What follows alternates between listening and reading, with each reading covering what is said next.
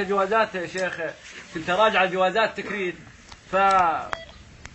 ما هاي سنة هذا الحكي قبل سنتين. ايه فقالوا لي روح تعال الاربعاء يجي، انطيتهم الجواز الاربعاء مجرد تجديد. تدري انا كنت اداوم بالجامعه ويومي رايح فما مستعجل. جيت الاربعاء قالوا روح تعال الاربعاء تجي لان المدقق ما موجود. جيت الاربعاء قالوا لي روح تعال الاربعاء تجي، المدير مجاز.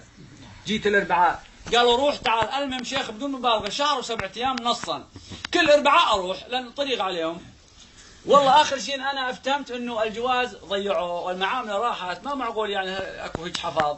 بس قلت انا استفدت موضوع اكتب عليه يعني قضيه وتعاني منه الاف المواطنين، خل اترك هذا الجواز.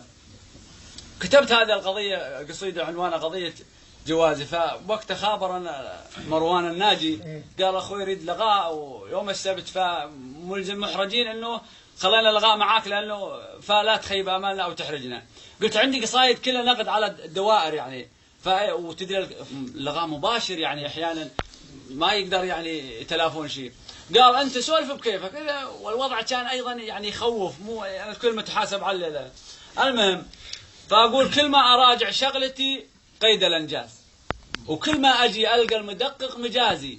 راجعتهم صف اول بدرس بزاز واليوم اخر درس نوري ورازي. وانا هلي بالناعمه مو بالاهواز لكن معقل وافتهمت ابتزازي. وقريت فتوى ناشرينه لابن باز يذكر بها الدخان انه مخازي. لو ما قريتها كان دخنت قلواز من كثر ما تقهر قضيه جواز.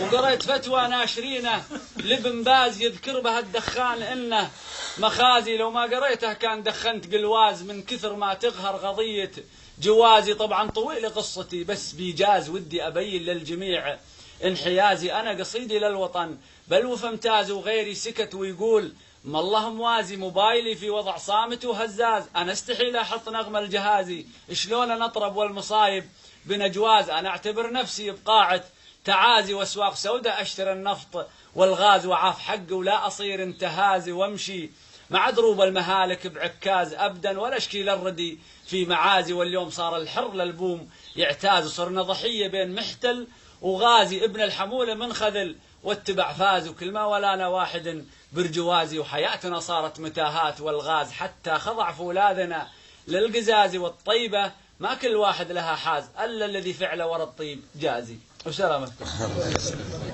بس الجواز ولا هذا على قضيتك كذا ما اشتغل قضيه جوازي ما راجع شغلتي قيد الانجاز.